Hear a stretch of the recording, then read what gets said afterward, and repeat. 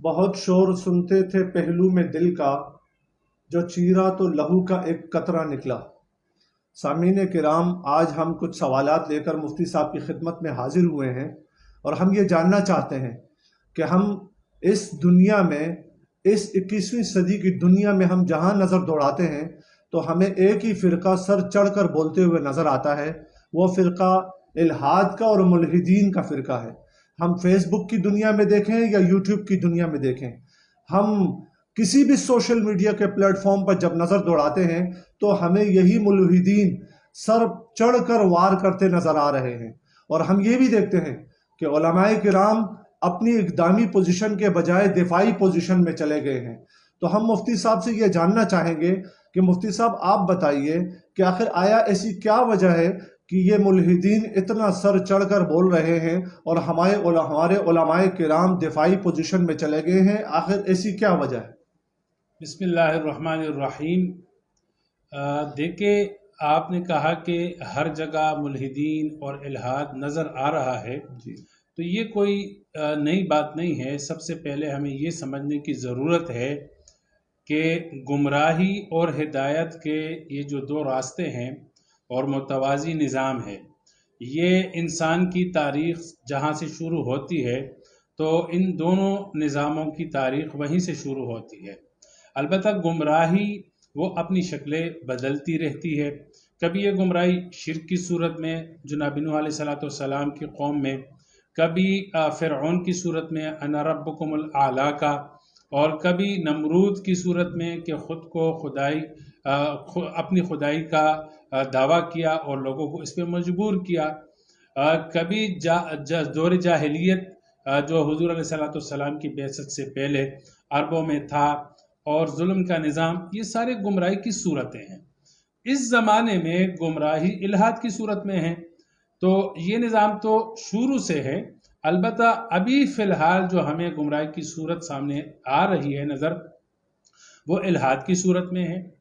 تو ہمارا اگر گمراہی چاہے کسی بھی صورت میں ہو، شرک کی صورت میں ہو، کفر کی صورت میں ہو، ظلم کی صورت میں ہو، ربوبیت کے دعوے کی صورت میں ہو، تو علماء نے، انبیاء علیہ السلام نے اور ان کے جانشینوں نے اس کا رد کیا اور حق کو لوگوں کے سامنے واضح کیا۔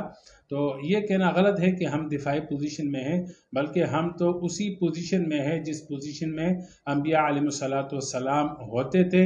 حق کی دعوت کی پوزیشن میں وہ بھی تھے اور ہم بھی ہیں، گمراہ چاہے کسی بھی صورت میں ہوں۔ مفتی صاحب، ہم یہ دیکھتے ہیں کہ ہمارے علماء کی طرف سے کچھ علماء ہیں جو اس میدان میں برسر پیکار نظر آتے ہیں، جبکہ ہم یہ دیکھتے ہیں کہ ملحدین کا بچہ بچہ اس میدان میں اپنے پوری آب و تاب و زور و شور کے ساتھ، چھوٹے چاہے وہ عقلی دلائل ہوں، نقلی دلائل ہوں، کمزور ہوں، مضبوط ہوں، کچھ بھی ہو، وہ سائنس کا سہارا لے یا کچھ بھی کرے، لیکن وہ اپنے تمام تر تیر و نشتر لے کر اس میدان میں کود پڑا ہے۔ جبکہ ہماری طرف سے کچھ علماء نظر آتے ہیں، تو آپ کو نہیں لگتا کہ اس میدان میں مزید افراد تیار کرنے کی ضرورت ہے؟ دیکھیں، آپ اگر تاریخ کا مطالعہ کریں اور حق و باطل کی اس جنگ کو آپ تاریخی نظر سے دیکھیں، تو ہر جگہ آپ کو نظر آئے گا کہ باطل جو ہے وہ جھاگ کی طرح ابھرا ہوا نظر آ رہا ہے، اور حق یوں لگا کہ ابھی کو مٹنے والا ہے۔ پوری ایک قوم میں ایک شخص نبوت کا دعویٰ کرتا ہے اور توحید کا علم بلند کرتا ہے یا انصاف کی آواز لگاتا ہے، تو قوم اٹھتی ہے اس کے خلاف، اس کی جان کو، کئی انبیاء علیہ السلام کو شہید کیا گیا، آروں سے چیرا گیا۔ تو یہی نظر آتا تھا کہ ابھی حق مٹ جائے گا اور باطل جو ہے وہ غلبہ پا جائے گا، لیکن غالب کو کیا آیا؟ ہمیشہ حق ہی غالب آیا۔ تو اب یہ کہنا کہ یعنی الحاد جو ہے وہ ہر طرف سے حملہ آور ہے اور ان کے چھوٹے چھوٹے بچے علمی سطح کے دلائل لاتے ہیں، تو یہ غلط فہمی دور کر دینی چاہیے کہ الحاد کسی دلائل کی بنیاد پہ نہیں کھڑا ہے، بلکہ پوری دنیا کے لیے جو ابھی چیلنج ہے وہ اسلام ہے، کیونکہ اسلام اپنے آپ میں دلائل پہ کھڑا ہے اور بہت اونچائی پہ کھڑا ہے۔ الحاد جو کھڑا ہے وہ کچھ غلط فہمیوں پہ اور کچھ نفسیاتی حوادث پہ الحاد کھڑا ہے. تو یہ کہنا کہ الحاد ایک چیلنج ہے اور اپنے دلائل کے ساتھ ہر جگہ حملہ آور ہے ہر طرف سے، تو یہ غلط بات ہے. آپ بات کریں، بات چیت کریں، آپ کو ملحدین میں غلط فہمیاں تو نظر آئیں گی، لیکن آپ کو دلیل کی سطح میں یہ لوگ کہیں پر بھی نظر نہیں آئیں گے. ہاں، دلیل اور منطق کی سطح میں آپ کو اسلام اور مذہب نظر آئے گا. مفتی صاحب، ایک یہ بات بڑی قابل غور ہے کہ جتنے بھی فرقے یا جتنے بھی گمراہ فرقے یا جتنے بھی ہم لوگوں نے دنیا میں گروہ دیکھے ہیں، اگر ان کے سامنے حق آتا ہے تو وہ تسلیم کر لیتے ہیں. لیکن یہ ملحدین کا پہلا ایسا فتنہ ہے کہ جن کے سامنے جتنے بھی دلائل یا جتنے بھی اسلام کی حقانیت کو واضح کیا جائے، وہ دوسرے دن پھر کسی دوسرے اسلام کے داعی کے سامنے بیٹھا ہوا وہی اپنا پرانا راگ الاپ رہا ہوتا ہے. تو کیا آپ کو ایسا نہیں لگتا کہ یہ ملحد نہیں بلکہ ڈھیٹ قسم کی قوم ہے؟ جیسے میں نے عرض کیا کہ آپ دلائل سے ان کو سمجھا سکتے ہو جو علم کی بنیاد پہ آپ سے اختلاف کرے. علم کی بنیاد پہ، عقل اور منطق کی بنیاد پہ آپ سے جو شخص اختلاف کرے گا تو آپ ان کے ساتھ جو ہے وہ دلائل کا تبادلہ کریں گے، تو کسی ایک جانب کو ظاہر ہے وہ تسلیم کرنا پڑے گا. لیکن جب الحاد ہے ہی غلط فہمی کی بنیاد پر یا نفسیاتی کچھ حادثات کی بنیاد پر، تو ایسے لوگوں کو دلائل کی ضرورت نہیں ہے، بلکہ ایسے لوگوں کو ہمدردی کی ضرورت ہے اور ان کو علاج کی ضرورت ہے. دیکھیے، ڈاکٹر کو اپنے مریض کے سامنے اپنی دوائی کی انٹروڈکشن کرنا ضروری نہیں ہے، اپنی دوائی اور اپنے علاج کو منوانا ضروری نہیں ہے، بلکہ مریض چاہے کچھ بھی کہے. ڈاکٹر اگر کڑوی دوائی دیتا ہے اور مریض کو ناپسند کرتا ہے، اس کو قبول نہیں کرتا، لیکن ڈاکٹر پھر بھی اس کا علاج کرتا ہے، کیونکہ ڈاکٹر کو پتہ ہوتا ہے کہ اس کو میرا علاج سمجھ میں نہیں آئے گا، لیکن اس کی اچائی میرے علاج میں ہے.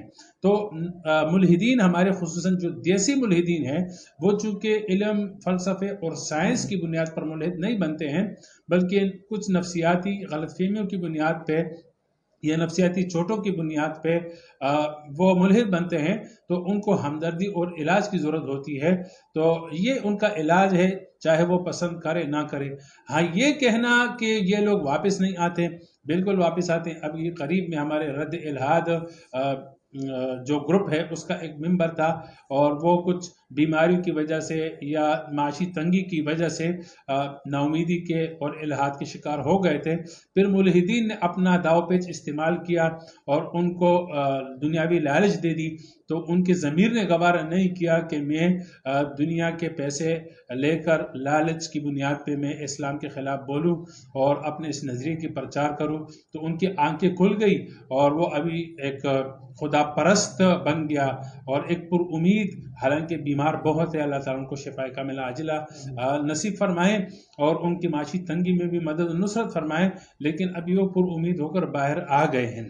اسی طرح کہیں ہمارے جو یعنی پرسنل میسج میں بہت سارے لوگ آ جاتے ہیں الحمدللہ، لیکن ہم اس کو سامنے اس لیے نہیں لاتے کہ کیونکہ بعض لوگ پسند نہیں کرتے، اور بعض لوگ جو ہے وہ سیکورٹی مسائل بھی مسئلہ بنتے ہیں. یہاں پہ لوگ کہتے ہیں کہ ملحدین کو یہاں پہ زیادہ مسائل ہے. میں کہتا ہوں کہ یہاں پر اہل حق کو زیادہ مسائل ہے کہ اگر وہ کسی کو اسلام میں داخل کرتے ہیں تو پھر ان کو بہت کچھ مشکلات سے گزرنا پڑتا ہے. تو اسی وجہ سے بلکہ بہت سارے لائیو سٹریم پر قیصر احمد راجہ صاحب کی سٹریم پہ، مفتی یاسر ندیم الواجدی صاحب کے سٹریم پہ، اور عامر حق صاحب کے سٹریم پہ، شیخ عثمان صاحب کے سٹریم پہ کئی ایک لوگ آ کر دوبارہ مسلمان ہوئے ہیں، اور بہت زیادہ تعداد وہ ہے کہ جو بیک ڈور پہ جو ہے وہ یعنی اسلام سے جب سمجھ بوجھ حاصل ہوئی ان کو، تو وہ دوبارہ واپس آ گئے اور واپس روز آ رہے ہیں. مفتی صاحب، آپ کی ساری باتیں سننے کے بعد میں تو یہ سمجھا کہ الحاد عقلی اور سائنسی ڈھکوسلوں کا نام ہے، فرضی باتیں ہیں جو کی جاتی ہیں اسلام کے خلاف. ایک اللہ تعالیٰ سے نعوذ باللہ بیزاری، دین سے بیزاری، مال و زر کی تنگی، زن کی چاہت، خواہشات کی چاہت وغیرہ، یہ ان اسباب کے ذریعے انسان کے دل و دماغ میں پیدا ہوتا ہے. تو پھر جیسا کہ میں نے شروع میں شعر بھی پڑھا کہ جو بہت شور سنتے تھے پہلو میں دل کا، جو چیرا تو لہو کا ایک قطرہ نکلا. اگر ان کو چیرنے کے بعد ایک لہو کا ایک قطرہ ہی نکلتا ہے تو پھر ان کا رد اتنا ضروری کیوں ہو گیا ہے؟ دیکھیے رد میں نے پہلے کہا کہ ہدایت اور گمراہی کے یہ دو نظام متوازی چلے آ رہے ہیں. اگر آپ حق ہے اور آپ اللہ کے دین پر ایمان رکھتے ہیں تو آپ اللہ تعالیٰ کے دین اللہ تعالیٰ کی ذات پہ اور اللہ کے دین کو خود کے لیے بھی پسند کرتے ہیں تو دوسروں کے لیے بھی آپ کو پسند کرنا پڑے گا. یہ اللہ تعالیٰ کا بھی آپ سے مطالبہ ہے اور دین کا بھی تقاضا ہے. دیکھیں ایک صحابی ایک ملک میں گئے وہاں پہ دعوت لے کر، تو وہاں کے بادشاہ نے کہا کہ تم لوگ کیوں آئے؟ تو ان کے تاریخی الفاظ ہے کہ ہم اس لیے آئے لنخرج العباد من عبادت العباد، تاکہ ہم لوگوں کی بندگی سے نکالے اور اللہ کی بندگی کی طرف لے آئیں. وَمِن جور الادیان الى عدل الاسلام، اور ہم دنیا کے ظلم و ستم والے سسٹم سے لوگوں کو نکالے. وَإِلَى عَدْلِ الْإِسْلام، اور اسلام کی عدالت اور اسلام کے انصاف کی طرف دنیا کو لائیں. تو جب میں ایک چیز کو اپنے لیے پسند کرتا ہوں تو میں ہر مسلمان بھائی کے لیے بھی پسند کرتا ہوں اور ہر انسانی بھائی کے لیے بھی پسند کرتا ہوں کہ وہ اس گمراہی سے نکلے اور حق کو قبول کرے تاکہ اس کی دنیا بھی بنے اور آخرت بھی بنے. تو مفتی صاحب آپ یہ کہنا چاہ رہے ہیں کہ ہر حق کے مقابلے، ہر باطل کے مقابلے میں حق ہوتا ہے، ہر فرعون کے لیے ایک موسیٰ کو آنا ہوتا ہے. تو پھر اس الحاد کے لیے چاہے وہ علماء ہو چاہے وہ عوام ہو، کس طور پر تیاری کی جائے کہ الحاد کا مقابلہ کیا جائے، یا اس فتنے کا سدباب کیا جائے، یا اس فن پھیلائے سانپ کا سر کچلا جائے؟ دیکھیں ہر فیلڈ کے اپنے ماہرین ہوتے ہیں. چاہے سائنس آپ پڑھنا چاہیں سمجھنا چاہے تو ان کے ماہرین کو اساتذہ کے پاس آپ کو جانا ہوگا.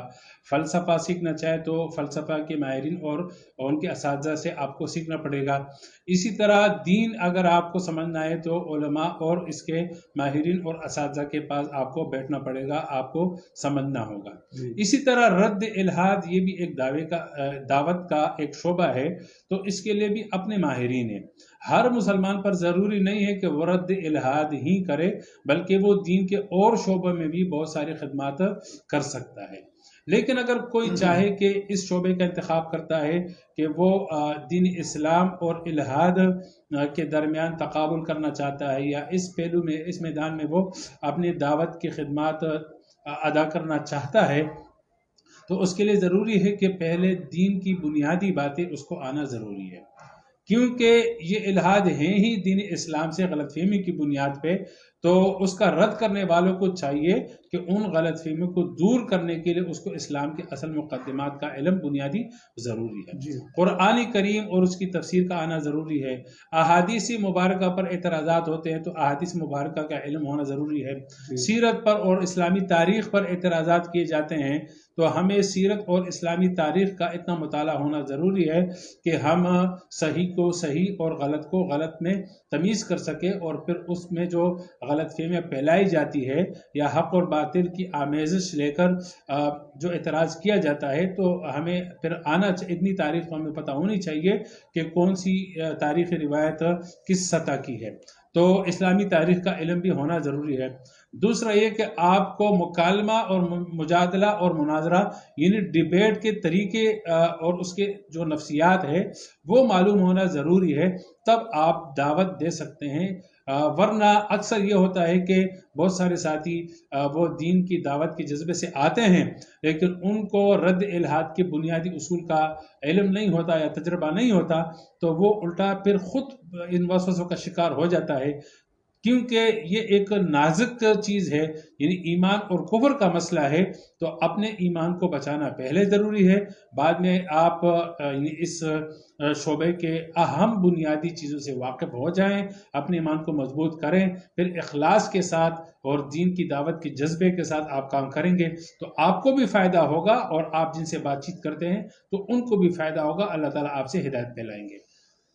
جی مفتی صاحب، آپ نے جتنی باتیں بتائیں یہ باتیں ان لوگوں کے لیے ہیں جو اس الحاد کے فتنے کی سرکوبی کے لیے قدم اٹھائیں گے یا اپنی آواز بلند کریں گے، لیکن وہ لوگ جو سیدھے سادے ہوتے ہیں، جو بیچارے صبح مزدوری کے لیے ایک شخص جاتا ہے، رات کو گھر آتا ہے، اپنی بیوی بچوں کا پیٹ پالتا ہے، اس کے لیے اتنا ٹائم نہیں ہوتا، وہ بیچارہ 5 وقت کی نمازیں پڑھتا ہے اور اپنی بیوی بچوں کے لیے بس دن رات لگا رہتا ہے، اللہ کو یاد کرتا ہے. ایسے لوگ چونکہ ملحدین کا ہتھیار ہی سوشل میڈیا ہوتا ہے، ایسے عوام کے اندر بھی یہی مشہور ہے کہ وہ فیس بک اور یہ سوشل میڈیا کا استعمال کرتے ہیں. تو ایسے عوام جن کو ان چیزوں کا، جن کو 5 وقت کی نمازوں کے علاوہ، اپنے کام کے علاوہ اور کسی چیز کی فرصت نہیں ہوتی، ایسے لوگوں کے قلوب میں شکوک و شبہات ڈالے جاتے ہیں. تو ان کے لیے کیا ہونا چاہیے مفتی صاحب؟ دیکھیں، اگر آپ نے کسی ملحد کی بات سنی یا ان کی کوئی جگت سنی یا اسلام اور مذہب کا مذاق وہ اڑا رہے ہیں اور آپ ان سے متاثر ہو گئے، تو ظاہر ہے آپ کسی گمراہی کے دائی سے متاثر ہوئے، تو پھر اس وسوسے کو دور کرنا، اس سوال کو حل کرنا کہاں بنتا ہے؟ آپ خود سے پھر نیٹ میں سرچ نہ کریں کہ میں خود جواب ڈھونڈوں، چونکہ آپ کا یہ کام نہیں ہے. آپ کا کام ہے 5 وقت نماز پڑھنا، اپنے بیوی بچوں کے لیے حلال کمانا.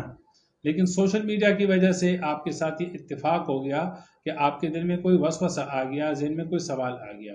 تو اس سوال کو حل کرنے کے لیے بھی آپ کو ماہر عالم کے پاس جانا ضروری ہے. عموماً لوگوں کا یہ شکوہ ہوتا ہے کہ ہم اپنے امام صاحب کے پاس گئے تو ان سے ہم نے سوال رکھا، پوچھا، جواب چاہا، تو انہوں نے ہمیں ڈانٹا یا ہم پہ فتویٰ لگا لیا یا ہمیں کہا کہ آپ ان باتوں میں نہ پڑیں. تو یہ بھی یعنی ہمارے عوام کی سستی ہے یا غفلت ہے یا غلط فہمی ہے. ان کو رد الہات کے ماہرین کے پاس جانا ہے جن کے پاس اس مرض کا علاج ہے. یہ نہیں کہ ہر عالم دین کا یہ کام نہیں ہے، بلکہ ایک الگ مستقل شعبہ ہے.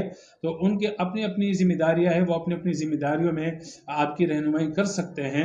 لیکن یہ کہ رد الہات اور دین اسلام پر اعتراضات اور اس کے جوابات کے جو اپنے ماہرین ہیں، علماء ہیں یا طلباء ہیں یا اسکول کالج کے پروفیسر حضرات ہیں، تو آپ کو ان کی طرف رجوع کر لینا چاہیے. مثلا یہ کہ اگر آپ کو بخار بھی ہو جائے تو آپ کسی ہارٹ اسپیشلسٹ کے پاس نہیں جاتے. اگر آپ ہارٹ اسپیشلسٹ یعنی دل کے ماہر کے پاس جائیں گے تو وہ آپ سے یہی کہیں گا کہ بھائی مجھ سے یہ نہیں ہوگا، میرے پاس نہیں آؤ. بلکہ بخار کے جو اسپیشلسٹ ہے، بخار کا جو ڈاکٹر ہے، آپ اس کے پاس جاؤ، آپ وہاں سے دوائی لے لو، آپ کو فائدہ ہو جائے گا. تو ہم اپنے جسمانی مرض کے لیے جو مرض ہوتا ہے تو اس کے ماہر ڈاکٹر کو ڈھونڈتے ہیں.